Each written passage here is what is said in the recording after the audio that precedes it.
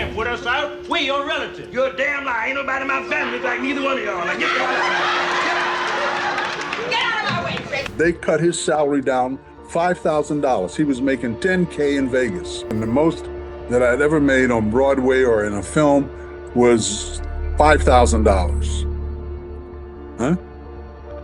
They started off, they paid me $1,200. I used to hear the stories about Redd Foxx wants a raincoat with a window in it, whatever the hell he was. Very difficult personality, to say the least. What in the difficult. world would make you think you could make a television star out of Redd Foxx? Because his act was definitely X-rated. In 1972, Sanford and Son arrived on NBC and redefined television content. Behind Redd Foxx, Demond Wilson, and their castmates' laughter, they faced money fights, addictions, lawsuits, and broken friendships. The real reason I left Sanford and Son, well, I've never said this before, and I know it's going to cause a lot of trouble, but the real reason I left Sanford and Son, because those lousy bastards over there, they took and made me no kind of money, no. The struggles stayed hidden for years, only coming to light after the cast was gone. Imagine telling LaWanda Page that you are going to replace her because she's not the right fit for Esther. This is how Redd Foxx fought for his friends to still be on Sanford and Son.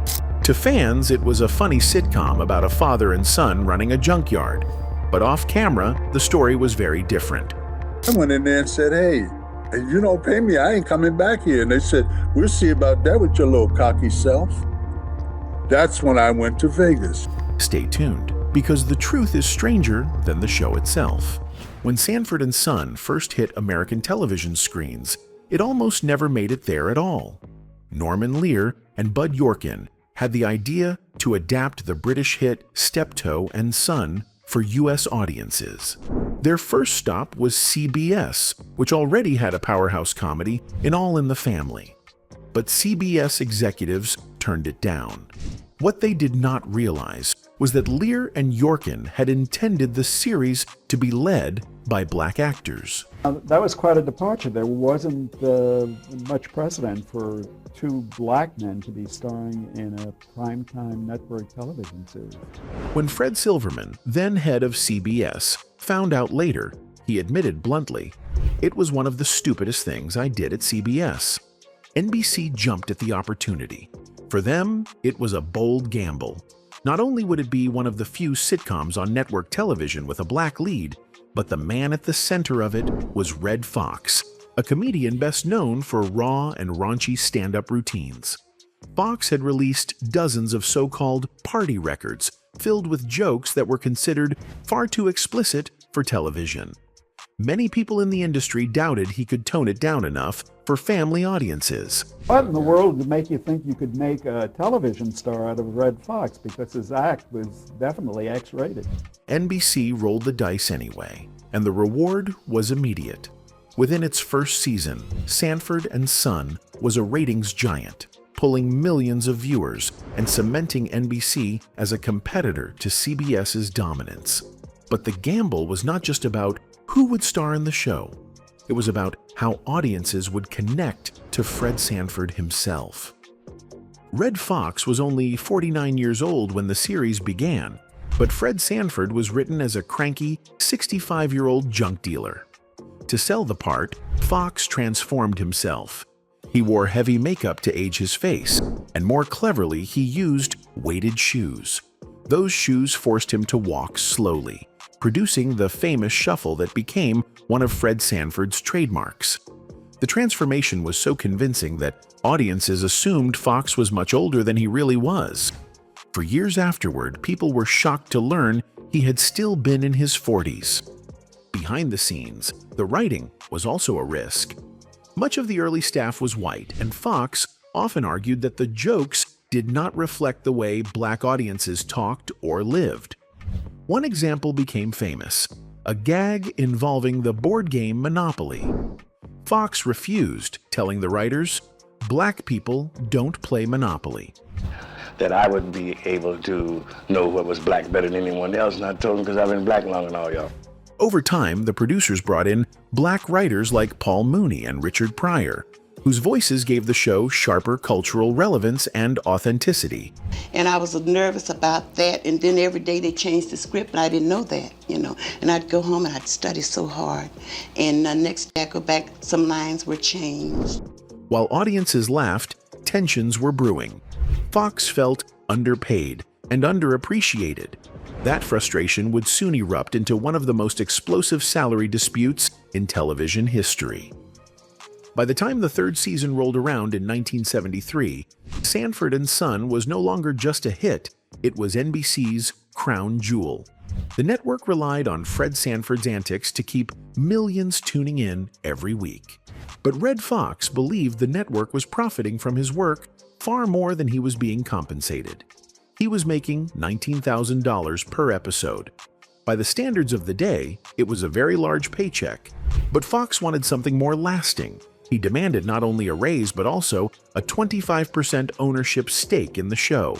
They cut his salary down $5,000. He was making $10K in Vegas. NBC refused. That refusal set off chaos.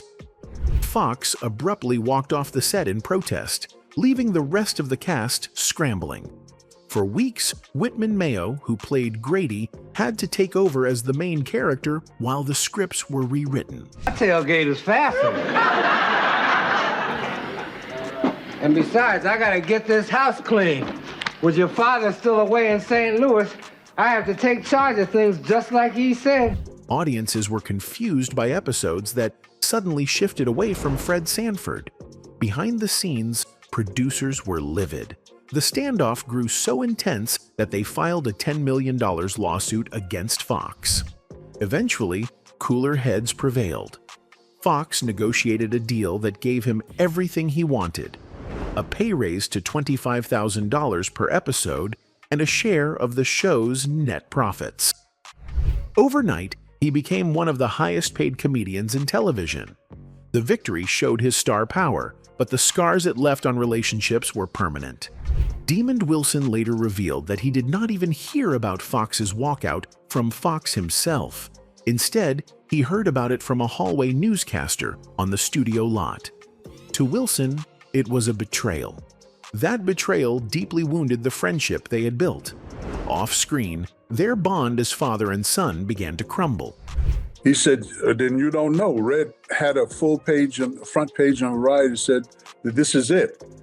He's not going to do it after this season. He's quitting. And I was wounded. Others noticed Fox changing too. His behavior grew erratic and his health began to show cracks. Crew members remembered him wearing a gold spoon necklace, a piece of jewelry many associated with drug use. Though NBC never publicly acknowledged those rumors, they circulated heavily in Hollywood. NBC also made a decision that only deepened the cracks. When Fox left, they rushed forward with spin-offs. In 1977 came Sanford Arms, focused on side characters without Fox or Wilson. It lasted only 4 episodes before cancellation. Later, in the 1980s, Fox himself returned for a new version called Sanford. But Wilson refused to return due to his own salary dispute. Without the father-son chemistry, the show never connected and was quickly canceled. For fans, Fox's walkouts were confusing. For Wilson, they were personal betrayals. And for NBC, they were expensive headaches. He like a man coming home, like I said before, and calling to his wife, and she's not there, and on the sink, on the counter, is divorce papers. And he said, oh, wait a minute, last night we just... Sanford and Son built its reputation on edgy comedy that pushed racial and social boundaries. The writers often took risks with material that reflected real issues in America. Some of those jokes landed perfectly. Others sparked backlash. At times, NBC executives worried that the show was going too far. Rumors circulated that one particular script included a scene so controversial that it nearly killed the entire series. The details are murky, and no copy of that script has ever surfaced publicly, but insiders have said that certain episodes had to be rewritten or toned down at the last minute. Another rumor has fascinated fans for years. Demond Wilson claimed in later interviews that both he and Redd Foxx sometimes carried weapons during live audience tapings. The explanation was that live tapings occasionally drew rowdy or unpredictable crowd members, and both actors worried about their safety. Wilson said it gave them a sense of security. While some believe the story, others have dismissed it as exaggeration. No documented evidence confirms it, but it remains one of the strangest anecdotes tied to the show. Meanwhile, NBC could not let the Sanford brand die. After Fox left, they pushed Sanford Arms, which focused on supporting characters. Without Fred or Lamont, the show lacked its core. Viewers were not interested. Only 4 episodes aired before NBC cut it. Later, in the 1980s, Fox returned with Sanford. This time, Demond Wilson refused to join due to unresolved tensions and disputes over pay. Without the father-son pairing, the series lacked its spark and was canceled. These failures made one thing clear. The magic of Sanford and Son came from the dynamic between Fox and Wilson. You could not simply substitute new characters and expect the same results. Even today, many fans do not even remember the spin-offs. They remain forgotten experiments. Despite these controversies, the original series also gave opportunities to actors who became unforgettable. One of them was LaWanda Page as Aunt Esther. NBC executives doubted her ability at first because she had little television experience. They wanted to replace her. But Fox stepped in and insisted she stay. He even threatened to leave if she was fired. I've known Redd all my life because we went to school together. His loyalty saved her career. Page became one of the show's most beloved characters. Her sharp comebacks, combined with Fox's delivery, made their battles legendary. There's some fungus growing over there.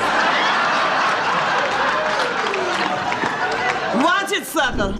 Her bond with Fox was not just acting. They had known each other since childhood, which gave their insults a ring of truth. What audiences saw as comedy was also built on years of real familiarity. Redd Foxx may have made America laugh, but behind the laughter was a man locked in constant battles with NBC, with his co-stars, and even with himself. His fight over salary was only the beginning. Once he secured his $25,000 per episode paycheck and a cut of the profits, his confidence soared, but so did his sense of invincibility. Friends and colleagues described a man who could be both wildly generous and brutally combative, sometimes on the same day. Fox's private life mirrored the chaos. His marriage to Betty Jean Harris, a former dancer, collapsed under the weight of infidelity and financial fights. Court records show Harris accused Fox of emptying their joint bank accounts. At one point, she even sought a restraining order. A judge ordered Fox to return more than $100,000 that had vanished. To the public, Fox was America's funniest junk dealer. Off-screen, he was a husband in turmoil. Every year, Redd would file, but he never, ever paid. And they called him down to the IRS offices, and he performed, and not in a nice, kind way. And then the trucks pulled up, and they took everything. At the same time, Fox's health began to falter. Crew members remember him wearing a necklace shaped like a golden spoon, a not-so-subtle nod to pain use. Stories spread of Fox doing lines between scenes. Whether exaggerated or not, by the later seasons, his face looked worn, and his energy sometimes slipped on camera. Despite this, Fox tried to stretch the Sanford brand. After Sanford and Son ended, he starred in new spin-offs and variety shows. But without Demond Wilson by his side, the magic was gone. Audiences tuned out quickly. Fox later admitted in interviews that the bitterness between him and Wilson made reconciliation nearly impossible. The most tragic twist came years later. In 1991, Fox landed another TV role on the CBS sitcom The Royal Family. During rehearsals, he collapsed from a massive heart attack. At first, his castmates thought he was joking. Well, he was always doing pratfalls. And I thought that's what he did. Everybody thought that's what he did. get my wife. I said, somebody get paramedics and somebody go get Mrs. Foxx. And they went and got her. And they pronounced him dead. After all, Fred Sanford's famous catchphrase was, "This is the big one." His fake heart attacks were television legend. But this time, it wasn't a gag. Redd Foxx died at 68, leaving behind a legacy of laughter shadowed by addiction, lawsuits, and broken relationships. Oh, this is a big one. Is that Elizabeth? For Demond Wilson, Sanford and Son was both a blessing and a burden. As Lamont Sanford, he was the straight man to Fox's antics, the son who carried the story's heart. Audiences loved him, but Wilson often felt overshadowed. His frustrations deepened when he discovered Fox's first walkout, not from his co-star, but from a newscaster in a hallway. That betrayal created a wound that never healed. After the show ended, Wilson was offered chances to revive Lamont, but he refused. His distrust of NBC and resentment toward Fox's behavior kept him away. In later interviews, Wilson admitted he carried bitterness. He described their relationship as strained to the point that they never fully reconciled. Wilson's life took a dramatic turn in the 1980s. He left Hollywood almost entirely and devoted himself to religion. He became a Christian minister, preaching across the United States and writing books that criticized New Age practices. I was living in a huge house behind gates and I had cars and money, and then I said, why am I not happy? I know women are supposed to be happy, but I wasn't even content. I started to pray. I got on my knees and I started to pray. And it all opened up for me. His memoir, Second Banana, The Bittersweet Memoirs of the Sanford and Son Years, revealed the personal pain of working on the show. He described long days on set where he felt unappreciated, even as millions of viewers recognized him. Wilson also revealed how deeply the show's chaos affected him emotionally. Watching Fox battle with executives, fight his addictions, and self-destruct left Wilson determined to choose a different path. For him, acting was temporary. Faith, he said, was eternal. LaWanda Page nearly lost her shot at Sanford and Son before it even began. Producers doubted her ability because she had little TV experience. I had never worked TV before. I just worked nightclubs. See, I used to be a dancer. And then I started doing comedy. And I was so nervous the first week. They wanted her replaced. But Redd Foxx stepped in and threatened to walk unless she stayed. His loyalty saved her career. As Aunt Esther, Page became unforgettable. Her fiery insults, "You fish-eyed fool," were legendary, and her comedic timing often matched Fox beat for beat.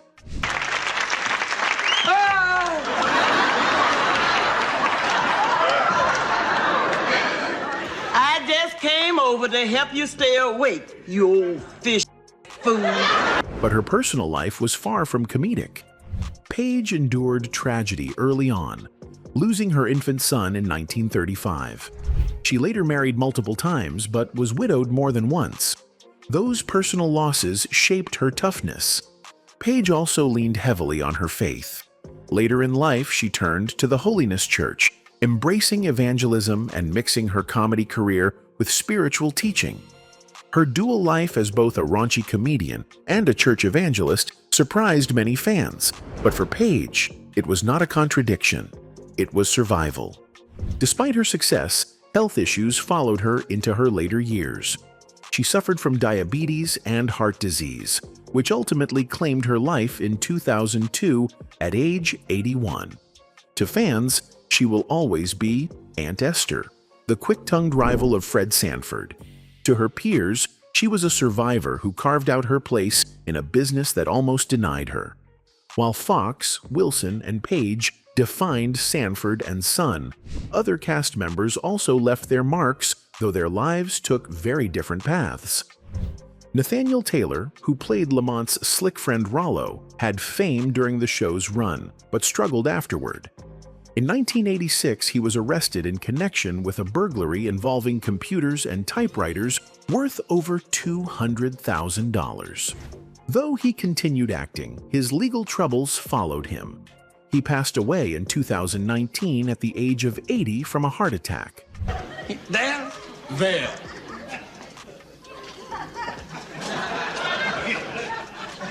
That's it? Hey, what did you think it was, a goldfish bowl? Don Bexley, who played Bubba, avoided scandal. He began acting late in life and rode the success of Sanford and Son into smaller roles. He died in 1997, remembered by fans as Fred's loyal friend. I want my daddy's records. Each supporting player reflected a piece of the show's larger legacy. Some endured hardship, while others faded quietly. But together, they proved how much Sanford and Son relied on a full cast of personalities to bring its humor alive. In the end, the show's legacy is bittersweet. It broke barriers as one of the first mainstream sitcoms led by black actors. It made millions laugh, but it also revealed the harsh realities of Hollywood, such as bitter feuds, addictions, money battles, and untimely deaths. When fans look back today, they see the laughter first, but behind the laughter were lives shaped by struggle, faith, betrayal, and resilience. That duality of comedy on the surface, turmoil underneath, is the true legacy of Sanford and Son. When Sanford and Son hit television in 1972, it wasn't just another sitcom. It was a cultural earthquake. For the first time, millions of Americans tuned in every Friday night to watch a working-class black father and son run a junkyard in Watts, Los Angeles. At a time when most network TV still presented sanitized, white suburban families, Sanford and Son smashed that mold. NBC executives were nervous. Fred Silverman, the same executive who admitted turning the show down at CBS was a stupid mistake, later confessed that NBC worried about whether advertisers would embrace a series built around black characters who weren't doctors, lawyers, or middle-class professionals. But the ratings answered immediately. By its second season, Sanford and Son was drawing 25 million viewers a week, numbers that placed it neck and neck with Norman Lear's other giant, All in the Family. The series did more than entertain. It pushed boundaries of language, comedy, and authenticity. Redd Foxx, who came from the world of party records filled with raunchy jokes, still slipped in sly innuendos that slipped past censors. Meanwhile, young writers like Richard Pryor and Paul Mooney brought a raw, unapologetic black voice into primetime television. Pryor's fingerprints were everywhere. Jokes about race, poverty, and the absurdities of American life filtered through Fred Sanford's biting wit. But cultural breakthroughs came with cultural backlash. The show was often accused of reinforcing stereotypes. Fred Sanford's scheming, Lamont's frustration, Aunt Esther's holy fury. Critics complained that NBC was profiting from caricatures, while defenders argued that the show was finally letting black characters be funny, flawed, and fully human on TV. The tension between progress and stereotype was constant. Behind the scenes, NBC's Standards and Practices Office often clashed with the producers. Certain words had to be cut. Some scenes were softened for fear of white suburban audiences switching the channel. Redd Foxx hated that interference. He wanted the show to sound like the neighborhoods he knew in Chicago and Los Angeles. More than once, he told writers bluntly, "That joke ain't us." Beyond culture wars, Fox faced personal battles, and so did the cast. Redd Foxx once earned over $25,000 per episode, plus profit shares, making him one of the highest-paid black actors of the 1970s. But by the late 1980s, years of lavish spending, gambling, divorces, and unpaid taxes left him broke. The IRS seized his Las Vegas mansion and auctioned his cars, jewelry, and artwork.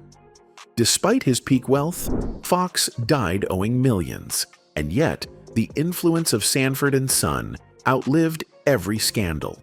The door it opened was massive.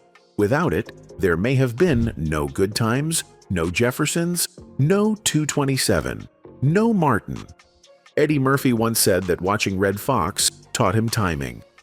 Chris Rock called Fox the original king of the sitcom. The rhythms of Fox's humor, the fake heart attacks, the quick insults, the sly wink echoed through generations of comedy. In the end, the cultural legacy of Sanford and Son was twofold. It showed America a black family that was messy, hilarious, and deeply human. And it showed Hollywood that representation was not only possible, but profitable. Redd Foxx may have died broke, but the empire of comedy he helped build is priceless. Every laugh track in every sitcom with a black lead today carries an echo of Fred Sanford's gravelly voice, shuffling across a junkyard, daring America to laugh with him, not at him.